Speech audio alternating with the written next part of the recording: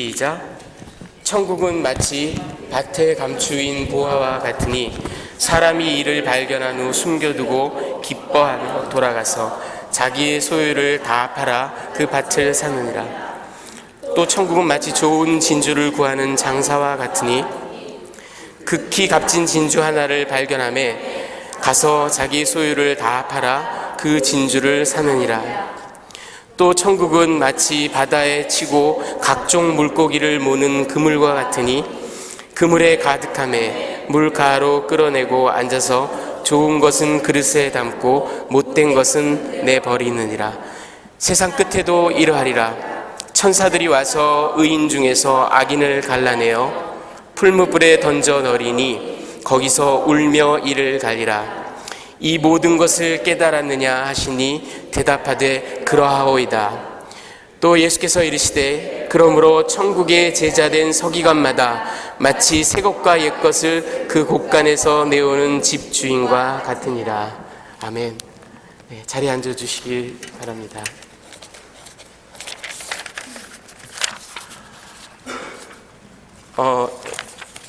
여러분 아시다시피 제가 지난주에 한 주 휴가를 하고 왔습니다.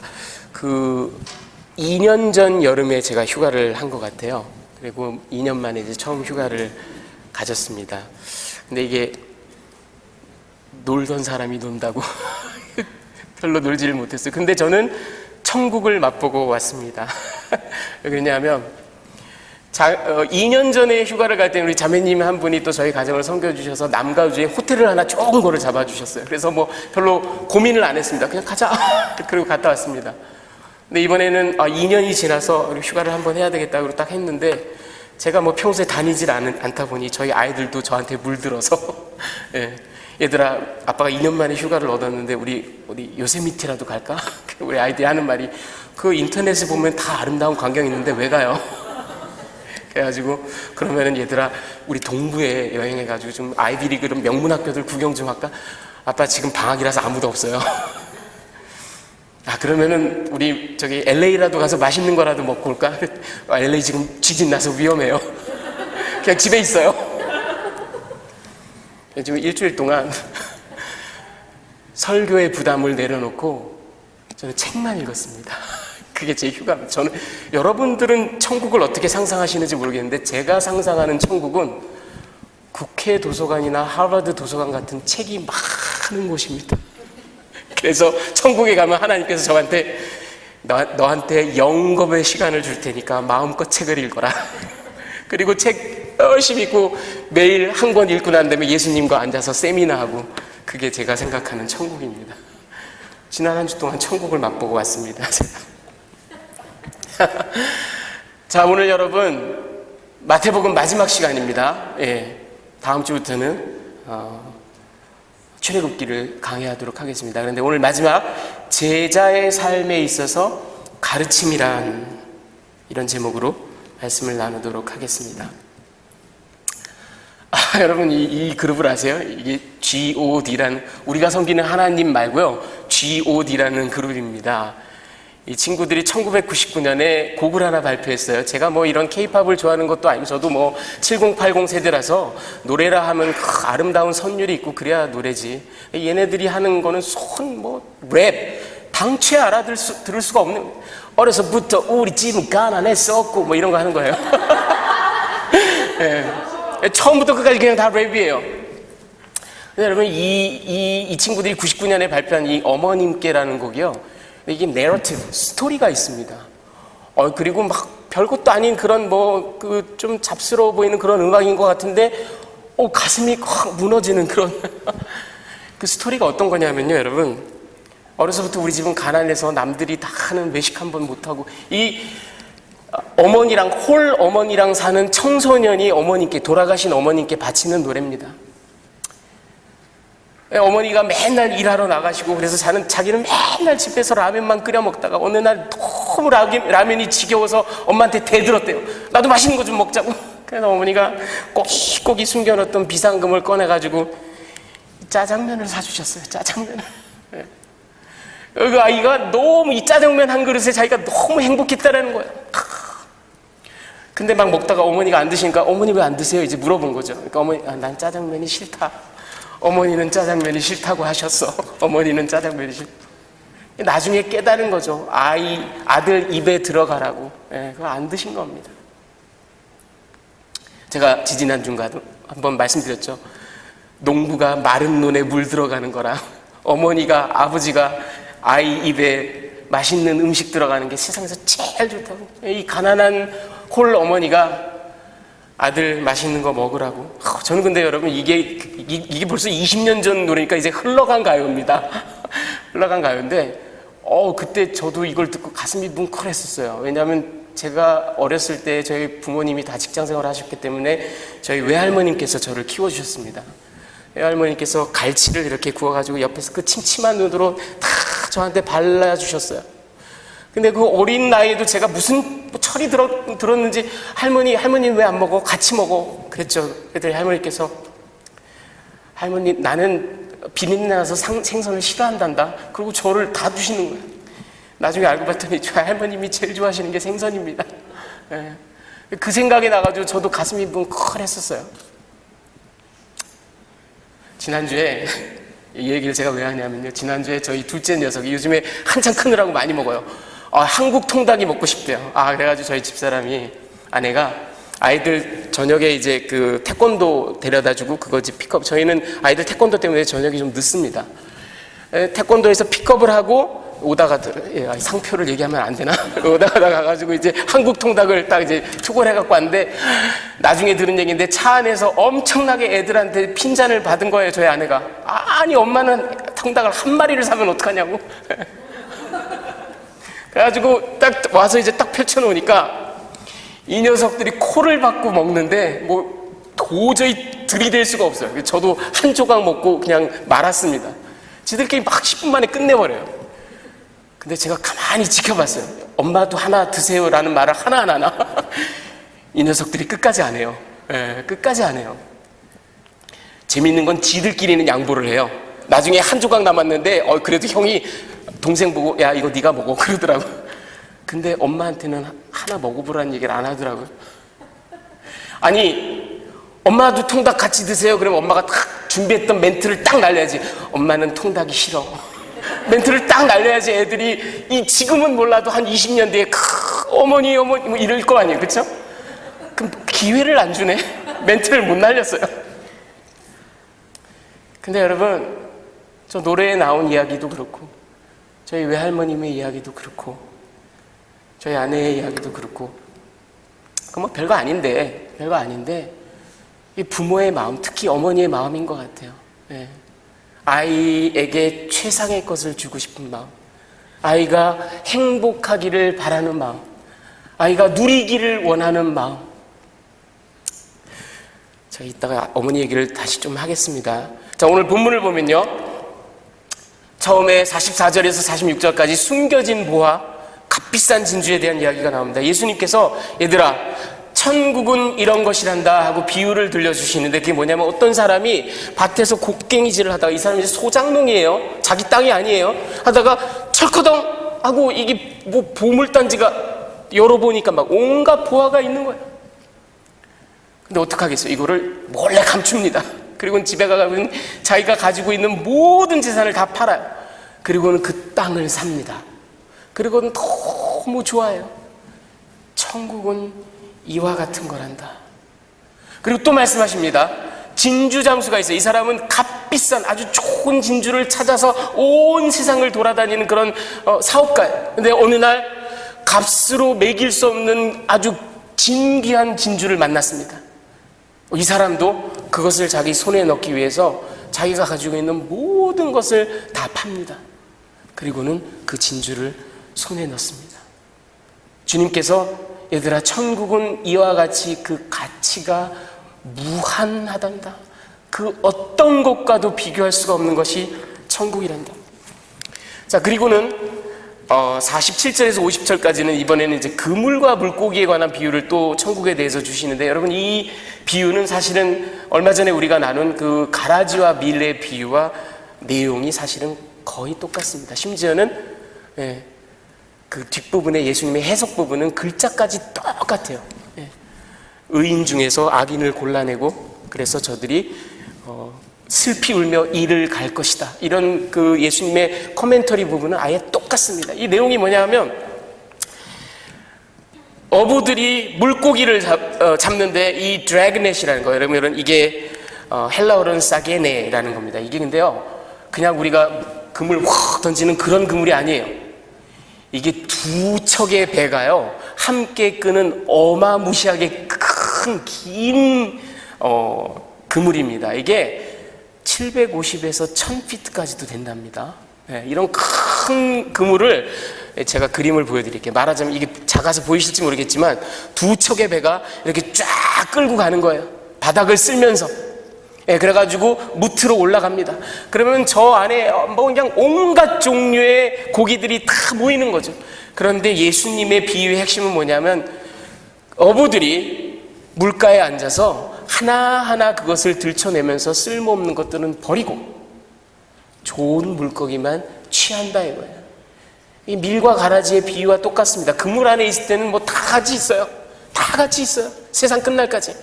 근데 마지막 때가 오면 반드시 심판, 반드시 골라내는, 솎아내는 그런 일이 있을 것이다 라고 주님께서 말씀하시는 겁니다. 자, 그리고 이제 마지막으로 예수님께서 제자들에게 묻습니다.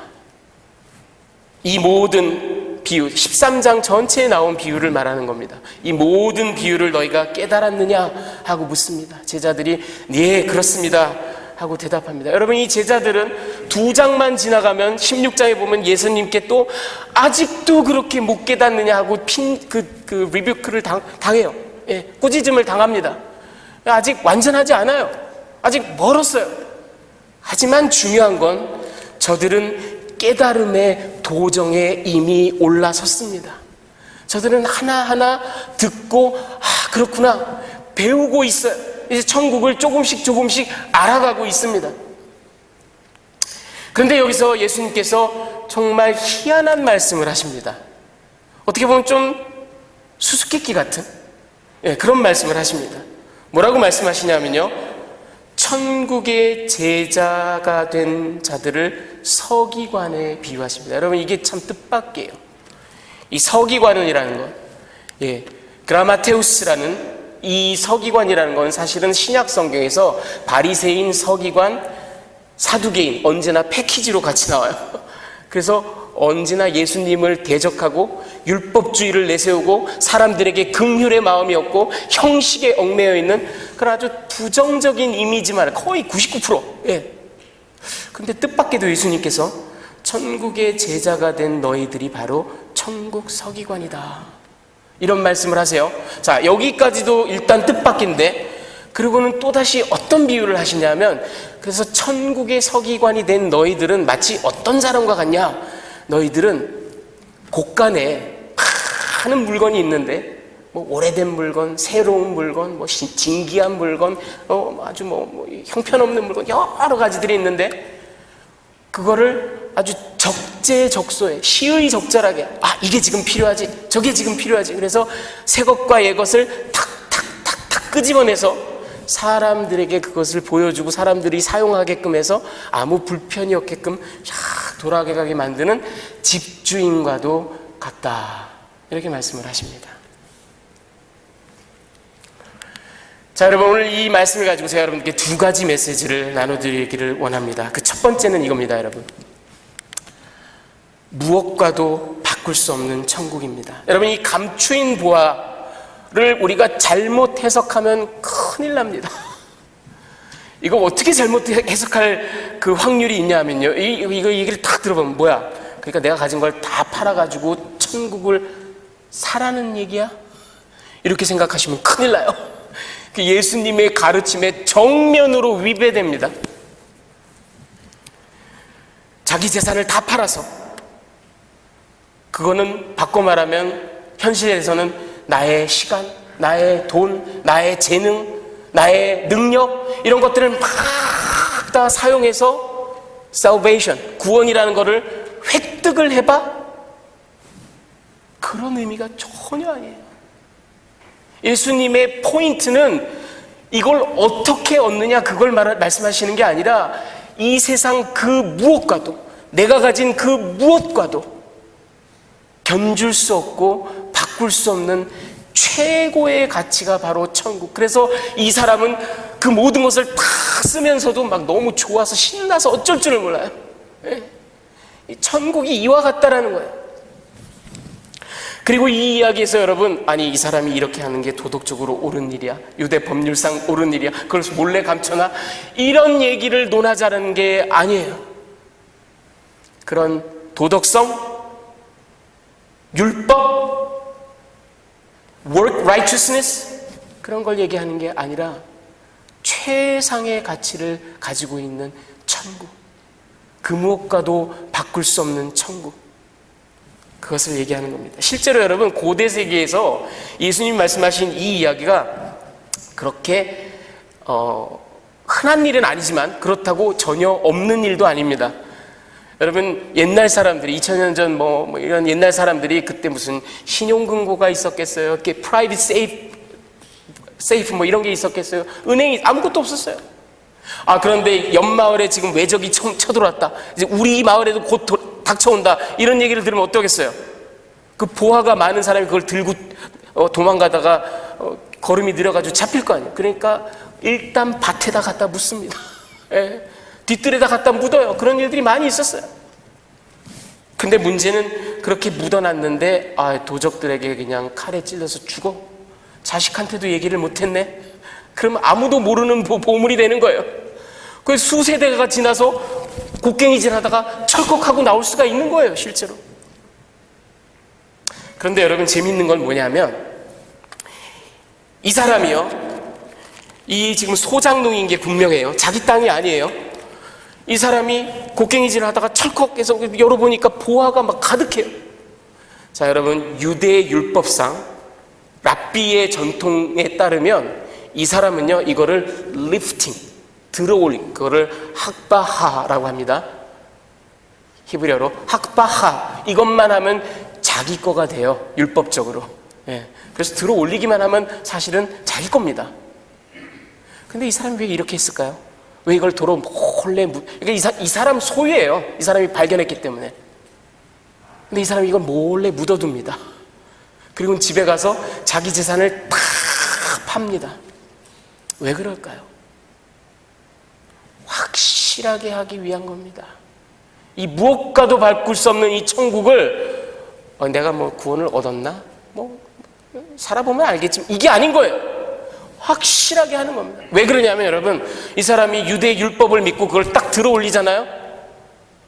근데 만약에 그 주인이 법정에 가서 그거 내가 묻어놓은 거야, 내가 저 사람을 고용해가지고 저 사람 보고 시켜서 끄집어내라 그런 거야, 그러면 주인께 되는 거거든요.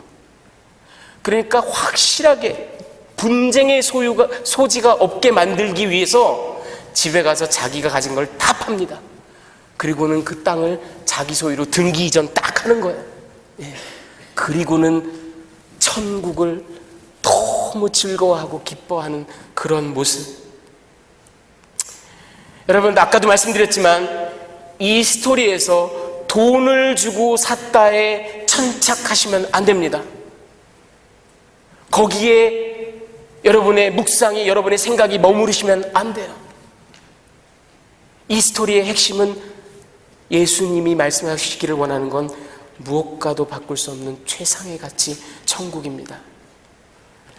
미국의 남침내교 신학자인 프랭크 스태그라는 분이 이런 얘기를 했습니다. 역설적이게도 구원은 거저 주어졌지만 그 대가는 가히 천문학적이다. 여러분, 우리가 구원을 거저 받았어요. 내가 돈 주고 산 거 아니에요, 여러분. 내가 나의 재능으로 산 거 아닙니다.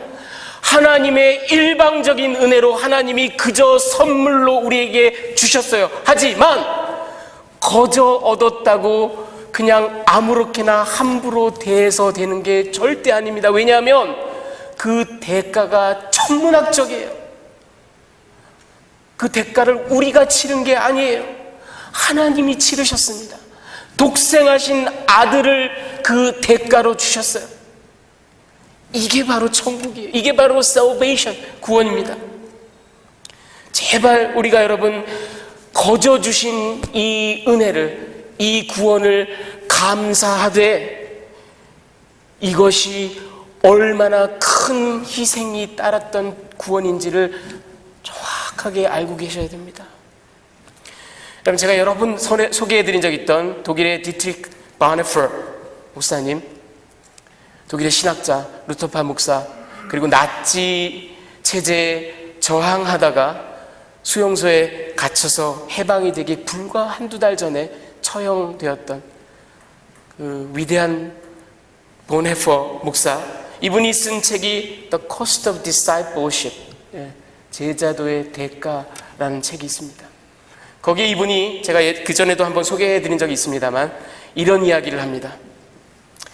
이 하나님의 은혜를, 이 구원을 그저 take it for granted 하고, 거저 줬으니까 이렇게, 그래서 일체 제자로서의 삶을 살지 않고 그냥 누리기만 하겠다, 이런 것을 cheap grace, 값싼 은혜, 그렇게 얘기합니다.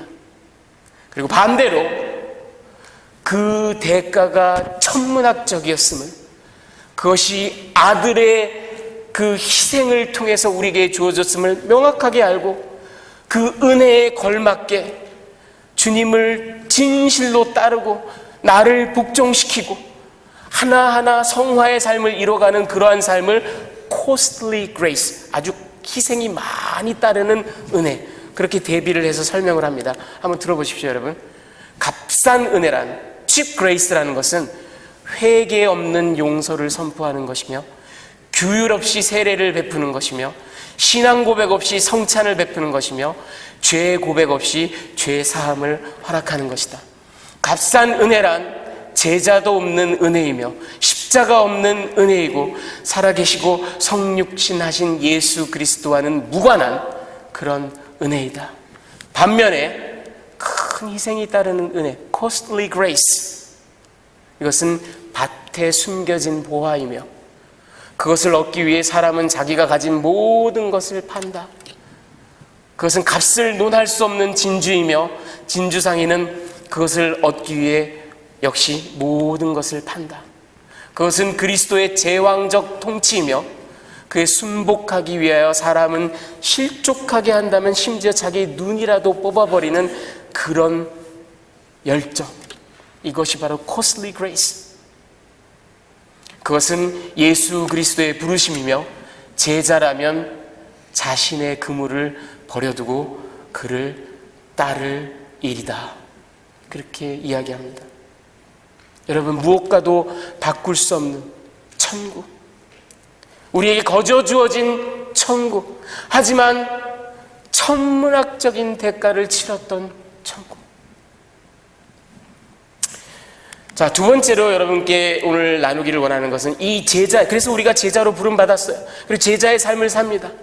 근데 이 제자의 삶을 오늘 예수님께서 13장 마지막 강화를 통해서 뭐라고 말씀하시냐면, 여러분 평생에 걸친 배움과 가르침이 바로 제자의 삶이라는 겁니다. 여러분, 이 천국의 제자된 사람을 뜻밖에도 서기관이라고 얘기했다 그랬죠. 여러분, 이 그라마테우스 서기관, 이 서기관이란 본질적으로 뭘까요? 유대 율법에 정통한 사람입니다. 처음부터 끝까지 율법을 완전히 꿰뚫고 있는 사람이에요. 따라서 서기관이 사회에서 하는 가장 1차적인 펑션, 기능은 뭐냐 하면 사람들에게 율법을 가르치는 겁니다. 서기관이라고 예수께서 지금 말씀하셨을 때 주님께서는 지금 무엇에 초점을 두고 있냐 하면 그 teaching responsibility를 말씀하시는 겁니다. 여러분, 그러면서 예수께서 이 사람이 너희가 천국의 제자된 서기관인데 집안의 곳간에서 새 것과 옛 것을 다 그때그때 꺼내 나와서 사람들에게 이렇게 쓰게 만드는 집주인과 같다. 여러분, 이게 무슨 얘기냐 하면 서기관은 기본적으로 유대 율법, 구약 성경에 정통한 사람입니다. 그런데 주님께서는 지금 천국의 제자된 서기관이라 그랬어요. 그리고 여러분, 저 순서를 잘 보십시오. 사람이 상식적으로 옛 것과 새 것 그래야 되지 않나요? 그런데 새 것과 옛 것이라고 합니다. 그러니까 구약의 모든 전통과 율법을 알고 있는 사람이 이제 예수님을 알게 되어서, 예수의 사역을 알게 되어서, 예수를 통해서 보여주신 하나님의 은혜를 알게 되어서 말라기에 나와 있는 내용을, 여호수아에 나와 있는 내용을, 창세기에 나와 있는 내용을 예수라는 렌즈를 통해서 새롭게 바라봅니다. 그리고는 그것을 사람들에게 다 그렇게 끄집어내서 열어 펼쳐 보이는 것이 바로 천국의 제자된 서기관이에요. 그런데 여러분, 저는 지난 주간에 이 말씀을 묵상을 하면서 좀 생뚱맞지만, 약간 엉뚱하지만 좀 뜻밖의 생각이 머릿속에 들었어요. 이 이야기를, 이 마지막 52절을 묵상을 하면서 새 것과 옛 것을 곳간에서 하나 메워오는 집주인. 제 머릿속에 떠오른 건, 여러분 오늘 저희 가족 얘기를 많이 해서 그런데 여러분들도 많이 경험하셨을 겁니다. 집안의 엄마들, 그렇죠? 아이들이 엄마 스테이플러 어디 있어? 엄마 반창고 어디 있어? 엄마 내가 입고 싶은 그 티셔츠 어디 있어? 그럼 엄마들은 신기하게 그게 어딘지 다 알아요. 그렇죠? 그거 서랍 세 번째 서랍에 있어. 꺼내봐. 그렇죠? 모든 게 어디에 들어있는지 다 압니다. 예. 심지어는 한 7, 8년 전에 애들이 신나게 갖고 놀았던 뽀로로 보이세요? 뽀로로 인형. 그리고 7, 8년 동안 내팽개쳤던 그 뽀로로 인형이 엄마 그게 어디 있지? 갑자기 내가 뽀로로가 보고 싶어. 그러면 신기하게 그걸 다 찾아내요. 저는 그 모습을 옆에서 보면서 참 신기하다 그렇게 생각한 적이 한두 번이 아니에요. 근데 그게 왜 그럴까 한번 가만히 생각을 해봤어요. 제가 지난 주간에 이 말씀을 묵상하면서 왜 그럴까? 저희 아내가 포토그래픽 메모리가 있어서 어디에 뭘 뒀는지를 다 그렇지 않아요. 그냥 평범한 사람입니다. 아니면 오르가나이즈가 정말 잘 돼 있어서 ABC 뭐는 어디에 있고 집안 어디에 있고 이런 걸 다 알아서 그거 어디에 있어 이렇게 말하는 게 아니에요. 그럼 도대체 어떻게 아이들이 그냥 허구한 날 찾아대는 그 많은 것들을 어떻게 그렇게 신기하게 다 쏙쏙쏙쏙, 옛날 거, 새로운 거, 어제 산 거, 10년 전에 산 거 다 쏙쏙쏙쏙 뽑아낼까? 이유가 뭘까를 제가 생각해 봤어요. 이 답을 얻었습니다, 여러분. 이유가 뭐냐면요, 딴 게 없어요. 그냥 엄마라서 그래요. 엄마라서 그래요. 이게 무슨 얘기냐면, 여러분, 이거 내가 모르면 아무도 몰라. 예. 내가 모르면 이 물건은 영원히 잃어버리는 물건이에요. 그런 개념이 없는 아빠는 찾다가 없어? 아빠가 타겟 가서 사갖고 올게.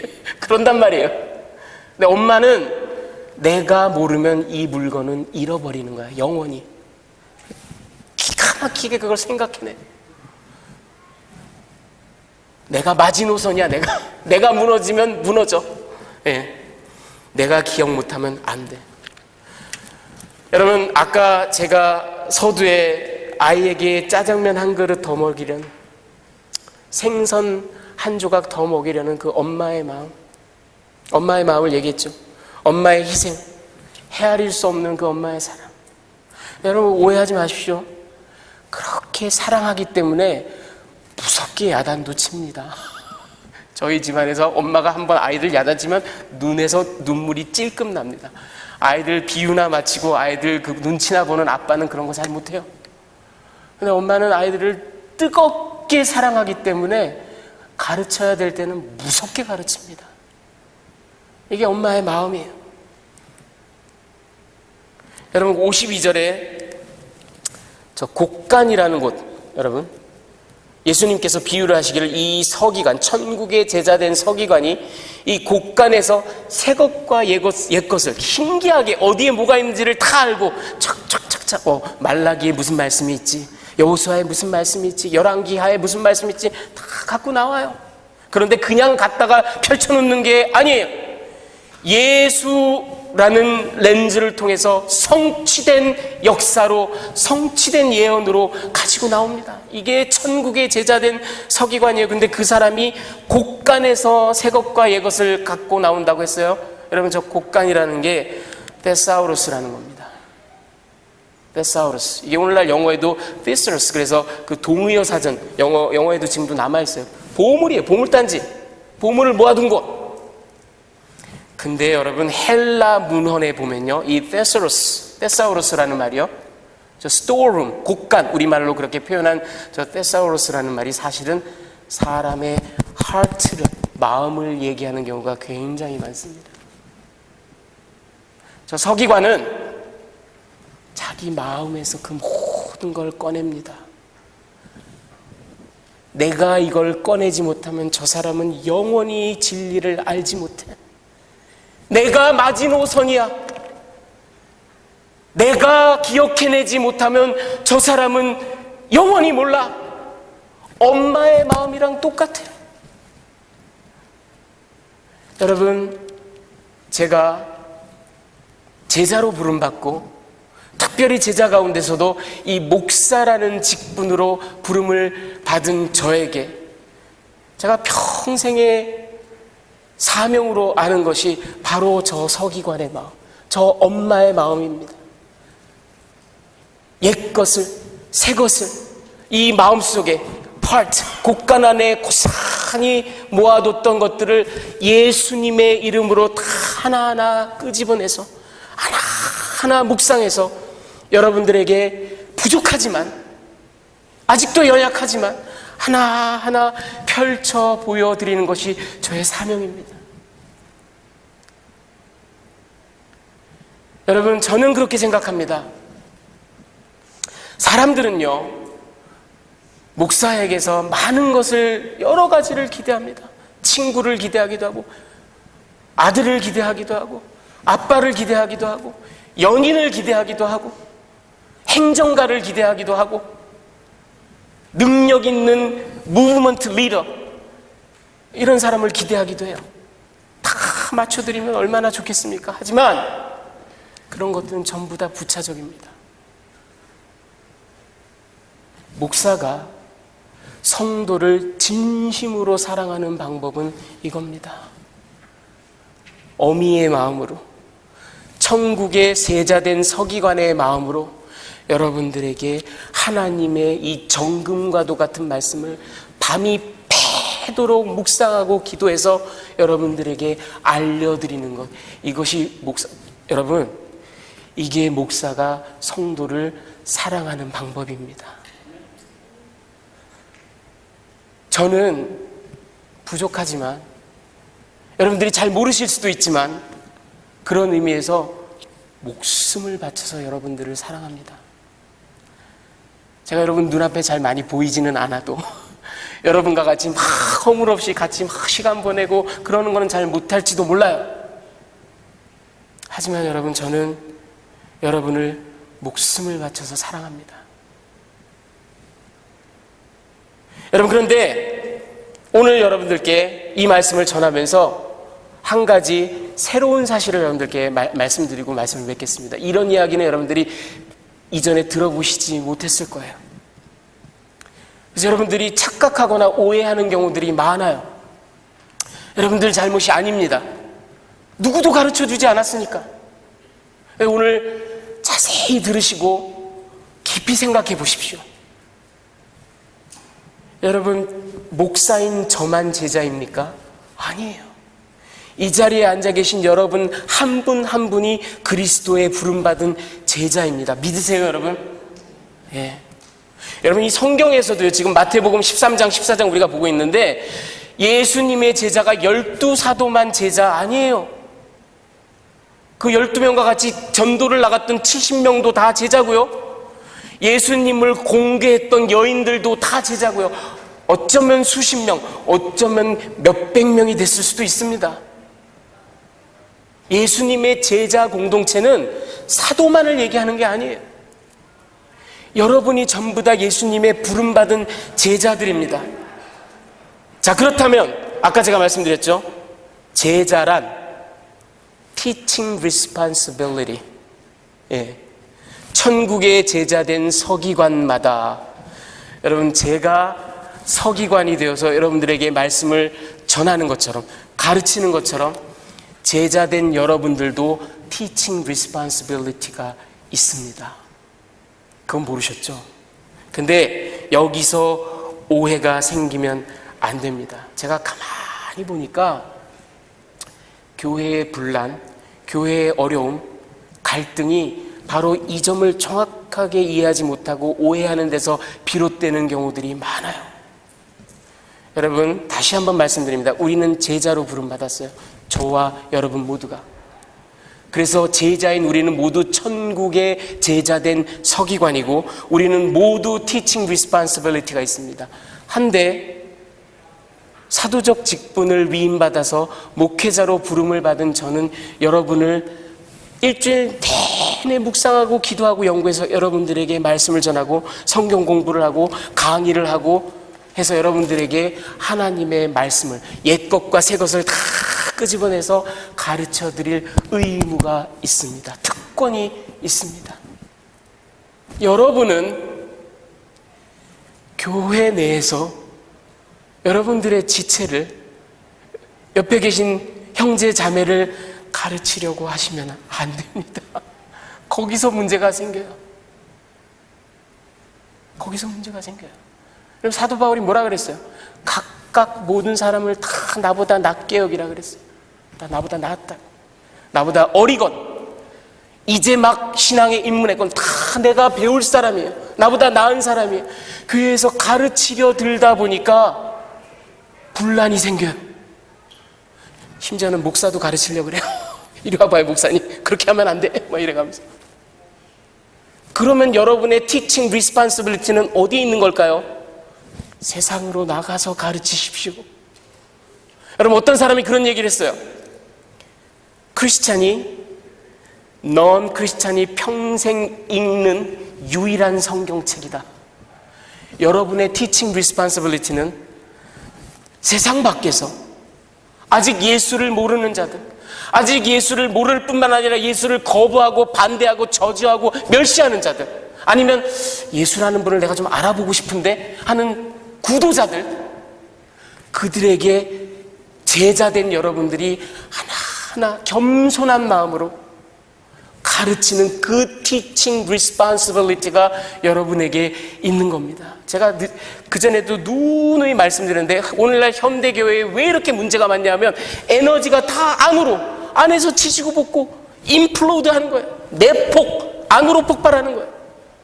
교회에 와서는, 여러분, 우리 공동체는 교회에 와서는 하나님께 예배드리고 말씀을 배우고 제자 훈련을 받고 그리고는 나가야 돼요.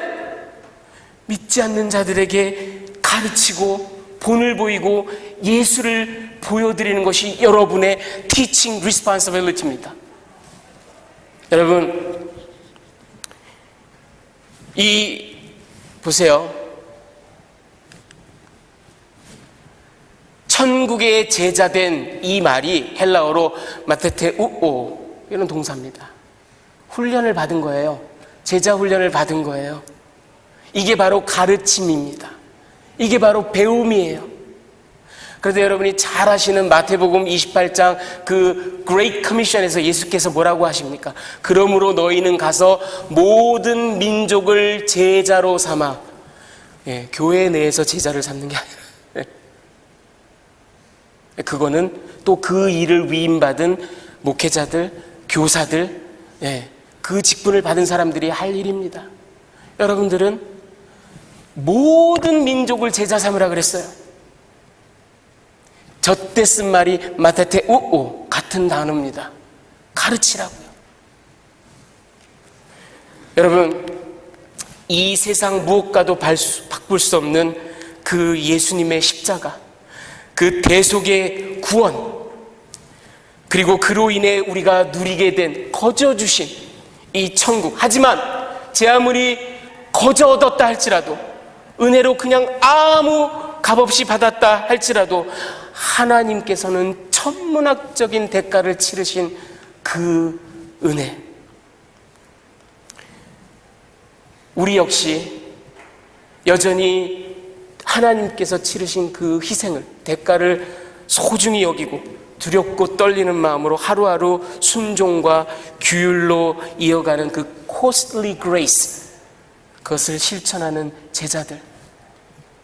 그리고 여러분, 목사부터 모든 평신, 이제 막 예수를 믿겠다고 자원하고 나선 초신자들까지도 우리 모두가 다 제자 된 자들로, 천국의 서기가 된 자들로 여러분 평생 배워야 됩니다. 평생 배우고 깨닫고 또 익히고 새겨야 됩니다. 평생을 그렇게 배우고 주의 말씀으로 훈련하고 규율을 세우고, 하지만 그걸로 끝나는 게 아니라, 어떻게 보면 예수님의 저 대위임령이 우리 오늘날 현대교회에서 절반이 뚝 잘렸어요. 밖으로 안 나가요. 사실은 밖으로 나가서 세상에 나가 아직 예수를 알지 못하는 자들에게 엄마의 심정, 하나라도 더 먹이고 싶은 엄마의 심정으로 천국의 서기관 돼서 정말 희한하게 어디에 있는지 딱 생각해내가지고 내가 무너지면 안 돼, 내가 생각 못 해내면 저 사람은 평생 이 얘기를 못 들을지도 몰라, 내가 마지노선이냐 내가 마지노선, 이래가면서 정말 그 소중히 여기는 마음으로 가르치고 모범을 보이고 예수를 드러내는 그런 teaching responsibility를 다 하시는 그런 제자들, 여러분 이제 마태복음을 중단하면서 여러분들께 다시 한번 주의 이름으로 축원하며 권면드립니다. 이 아름답고 놀라운 제자의 부르심, 하루하루 제자로 살아가시고 날마다 배우시고 날마다 가르치시고 하나님을 영화롭게 하고 예수님을 영화롭게 하는 그런 제자 공동체가 되시기를 주님의 귀하신 이름으로 축원합니다. 다 같이 기도하시겠습니다.